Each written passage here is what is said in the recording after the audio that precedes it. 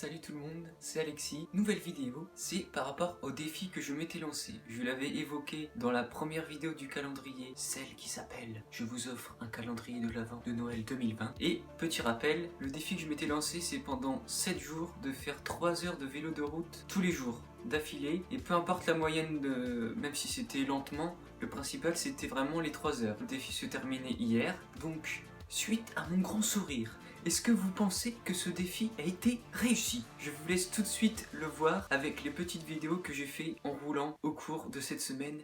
Let's go! Jour 1, c'est parti, il fait 3 degrés, du brouillard, mais on y va, on se lance, on sort de sa zone de confort, c'est parti. Jour 1, check. 3 heures, 76 km, c'était vraiment dur, j'avais pas roulé depuis plus d'une semaine. Avec la brume et le froid, même encore à la fin, ça me picotait aux doigts puis aux orteils. Mais bon, je suis très content, le défi est lancé, ça va être très dur, mais on va pas lâcher. Il me reste un peu plus de 20 minutes. C'est horrible. Je sais pas pourquoi je me suis lancé ce défi. Je vous jure, là, j'ai envie d'arrêter de rentrer, puis c'est tout. Mais j'arrête pas de penser à la fin de la semaine comme je serais fier de moi si je réussis. Donc si vous voyez ça, c'est que j'ai réussi. Mais pour l'instant, c'est très dur, j'ai plus de jambes. J'avance pas du tout, je suis même pas à 25 km/h de moyenne. Mais bon, on s'en fout, ce qui compte, c'est les 3 heures. Et voilà. Va falloir vraiment se battre contre soi, contre son esprit, pour ne pas abandonner et aller chercher ses limites. Allez. Nous sommes le soir du deuxième jour du défi, et comme quoi, quand on a un mindset de fer, on lâche pas. Malgré la douleur de la sortie de ce matin, je ne rate pas une séance du programme de 30 jours gratuit d'Eric Flag avec du renforcement musculaire. Il y a eu une séance de pec juste avant, là c'est les jambes. J'hésitais à la faire, mais je vais la faire quand même. On lâche pas, on reste dans ses engagements.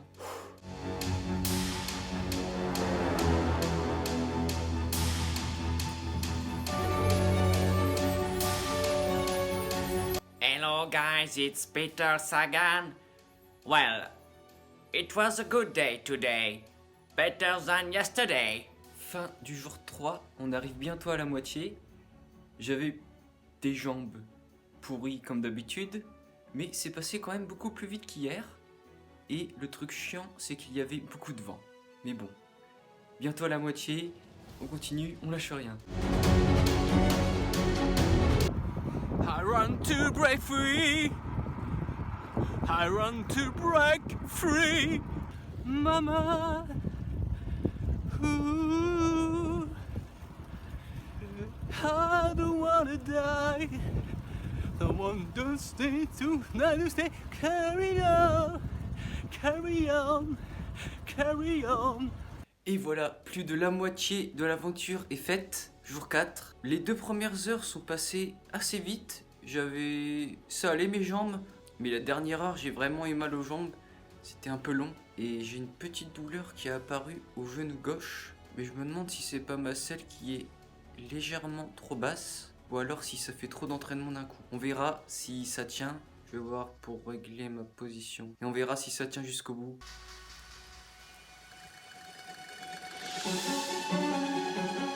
Jour 6. C'est la fin de l'aventure. Ça m'embête énormément, mais c'est comme ça. On en parle tout de suite pendant le débriefing. Et non, je n'ai pas réussi à aller jusqu'au bout. J'étais assez dégoûté sur le moment, je voulais vraiment pas arrêter. Ça m'a vraiment embêté. Surtout que je vous l'avais annoncé dans la première vidéo. Et je vous ai dit que je faisais le défi, que ça allait me booster à aller jusqu'au bout. Et finalement, j'ai pas pu finir. Mais bon, c'est comme ça. Mais j'étais sur le vélo, j'avais mal au genou. Je pense qu'au bout d'un moment, il faut être lucide et ne pas se voiler la face. Je me suis parlé à moi-même et je me suis dit, Alexis, tu as 2 choix. Choix 1, tu vas jusqu'au bout, mais tu te défonces encore plus le genou. Mais au moins, tu ne froisseras pas ton ego vu que tu avais annoncé à tout le monde que tu allais faire ton défi. Ou alors choix 2, tu abandonnes pour ne pas empirer ton genou et voilà, tu arrêtes le défi. Et ben j'ai choisi l'option 2 forcément parce que évidemment je pense que c'est ridicule de se blesser encore plus que je ne l'étais déjà. même si c'est pas encore trop important je pense, mais je préfère pas empirer. Et au moins le chemin que j'ai déjà parcouru est vraiment très très bien, très content de moi. Et ouais, je pense dans ces moments-là, t'as vraiment pas envie d'arrêter, tu te dis ah qu'est-ce qu'ils vont penser les autres, et même toi personnellement, tu te dis oh, je me suis lancé là-dedans et je vais arrêter, ça m'ennuie carrément. Mais bon, c'est comme ça, faut pas s'esquinter quoi. Et je pense qu'il faut vraiment prendre du recul dans ces moments-là, parce que c'est intelligent de continuer, et même si j'abandonne, c'est peut-être une meilleure décision. Alors, en résumé de tout ce que j'ai fait pendant les 6 jours, puisque j'ai pas fait le dernier jour, donc jour 1, 3h76 km, jour 2, 3h70 km, jour 3, 3h70 km, jour 4, 3h72 km, jour 5, 3h67 km, et jour 6, c'est la fin, c'est l'abdication, 1h30, 34 km. Donc ce qui fait au total en 6 jours 16h30 de vélo et 389 km. Franchement je trouve ça extraordinaire, parce que vu comment je suis par rapport au vélo alors que c'est mon sport, j'allais jamais faire des grandes sorties tout seul, j'avais la flemme, et là d'avoir fait ça, je suis vraiment très fier de moi, et je me suis rendu compte que finalement tu peux lutter dans tout ce que tu te mets dans la tête, tu te dis que tu peux pas le faire, et vous l'avez bien vu dans les petites vidéos au cours de la semaine, des fois c'était vraiment très dur. Vous avez vu même dès le deuxième jour j'ai voulu arrêter presque. Dès le début j'avais plus de jambes. En fait le secret c'est que je découpais la sortie. Soit je faisais par heure, donc je me disais, je regardais pas tout le temps, par exemple je commençais et je me disais pas bon allez j'ai 3 heures à faire. Non, je faisais heure par heure, je me disais allez tu fais 1 heure. Et quand j'avais fini l'heure je disais allez encore 1 heure. Et après une dernière heure. Psychologiquement c'est tout bête, mais le fait de découper comme ça c'est plus court, et du coup ça te motive plus à le faire plutôt que de répéter oh j'ai 3 heures et après encore 2 heures. Moi tu découpes et ça te motive à continuer. Et des fois quand j'en avais vraiment marre, je faisais par demi-heure, comme ça faisait encore plus court, et je comptais les séries, je disais allez encore 4 fois, encore 3 fois, et comme ça passait plus vite. Et dans ce genre de défi personnel, je pense qu'il faut toujours se remettre en question à la fin et prendre du recul, que ce soit réussi ou non, t'observes ce que tu as fait, et tu regardes les erreurs, ce que tu as appris, ce que tu aurais pu mieux faire et ce que ça t'a apporté. Je pense que c'est vraiment bien de faire ça, peu importe si c'est réussi ou non. Donc là j'ai pas réussi, donc c'est encore plus important. Donc déjà une première grosse erreur, c'est en tant que cycliste, c'est tout con, mais pourquoi ma selle était mal réglée? En fait je pensais qu'elle était bien réglée, et ça faisait plusieurs sorties, quelques temps avant, même avant le confinement, je me trouvais un peu bas sur le vélo, et quand je roulais avec des proches, je demandais si j'étais bien, et ils disaient que j'étais bien, et je me suis dit que c'était peut-être qu'une impression, que j'étais un peu bas, et je me suis pas embêté à recalculer ma hauteur de selle en fait. Et je l'ai fait là, je l'ai fait le jour après, le jour 4, je commençais à sentir un peu mon genou je crois, du coup je me suis dit c'est bizarre, et effectivement j'ai calculé et il manquait quasiment 2 cm, et c'est énorme. Et j'ai regardé sur internet des articles médicaux par rapport au vélo tout ça, et aux blessures, qu'en fait c'est pas comme la course à pied où c'est très traumatisant si tu cours mal, et si tu t'entraînes trop d'un coup tu peux facilement te blesser, tandis qu'au vélo tu peux rouler beaucoup, mais le fait de rouler beaucoup, en fait t'as pas d'un-coup tout ça au vélo, mais le fait que t'aies une mauvaise position, comme là une selle trop basse, et le fait qu'en plus t'as un surentraînement, que t'as plein de sorties d'un coup, et ça empire complètement le truc, et du coup forcément ça m'a fait apparaître la douleur, et je me suis rendu compte que ma selle était trop basse, mais le mal était déjà fait. Du coup à la sortie 5, j'ai quand même lutté, j'aurais peut-être même pu arrêter le 5 je pense, mais j'ai quand même continué. Puis le vendredi, ce que j'ai remonté ma selle, je me suis dit ça devrait aller, au final ça revenait, parce que je pense que c'était trop tard, faut laisser reposer le genou quoi. Je me sens mieux, ma selle allait mieux, je vais peut-être même la remonter un peu, parce que j'avais pas augmenté tout d'un coup. Et ouais je pense déjà première erreur, c'est vraiment con quoi de pas avoir fait attention à ça, mais bon tant pis c'est comme ça. Et après je pense aussi que même si j'ai voulu sortir de ma zone de confort, je pense que le fait de faire plein de sorties comme ça d'un coup tous les jours,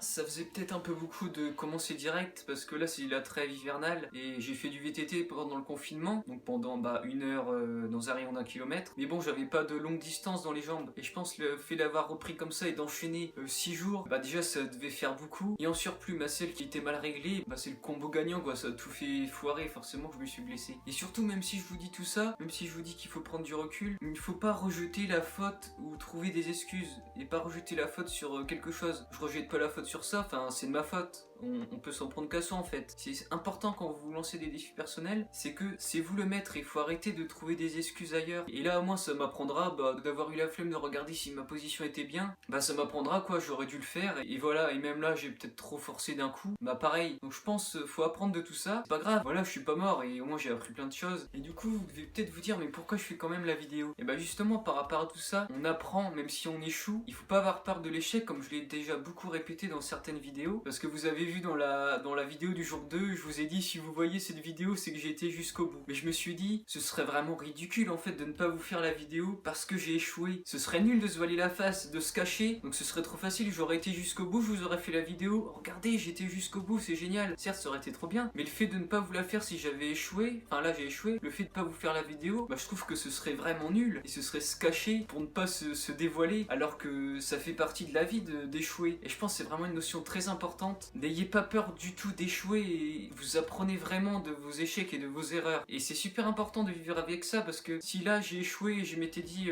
oh je suis nul, j'ai pas été jusqu'au bout, putain je suis dégoûté quoi, je vous fais la vidéo et... bah j'ai échoué. Je suis qu'une merde, voilà. Je dis faut sortir de sa zone de confort et je le fais même pas jusqu'au bout.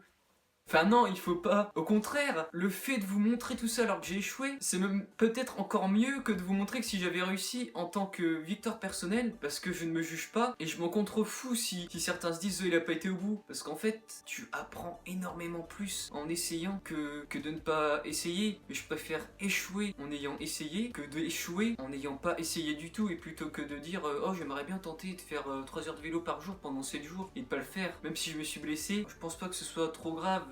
Ça me fait pas super mal, mais je vais quand même consulter un médecin. Il faudra prendre un peu de repos, je pense. Et voilà, j'ai appris, et malgré ça, c'est pas grave. Et au moins, je pourrai recommencer. Et d'ailleurs, bah, je vous referai un défi comme ça. Je referai une vidéo plus tard. Et cette fois, j'irai jusqu'au bout. Grâce à tout ce que j'ai appris, j'irai forcément jusqu'au bout. Et voilà, c'est ça qu'il faut retenir. Donc, n'ayez pas honte d'échouer. Ne vous cachez pas derrière l'échec, mais essayez, ce sera toujours mieux que de ne pas avoir essayé. Donc, en résumé, malgré l'échec, je suis ultra fier de moi. Parce que je vous dis, je suis vraiment sorti de ma zone de confort et c'est ce que je cherchais à faire. Je n'aime pas faire de longues sorties pendant longtemps, tout seul, en plus là dans le froid l'hiver, et j'ai quand même fait presque 400 km, 16h30 de vélo. Donc ouais, de réussir ça tout seul, c'est encore plus génial quoi, je suis vraiment très fier de moi. Comme quoi ça montre vraiment qu'en se confrontant à nos croyances militantes, en croyant en nous, avec de la motivation et de la persévérance, on peut vraiment atteindre des choses exceptionnelles et des choses qu'on n'aurait pas du tout pensé atteindre comme ça tout seul quoi. Donc voilà, c'est génial. Et je vous dis à demain, croyez en vous, allez-y à fond, n'ayez pas peur d'échouer, lancez-vous des défis, peu importe ce que c'est, vous allez voir que vous allez atteindre des choses superbes alors que vous ne pensiez pas les atteindre. Donc on se laisse sur ce mot de la fin, croyez en vous, allez à fond et à demain.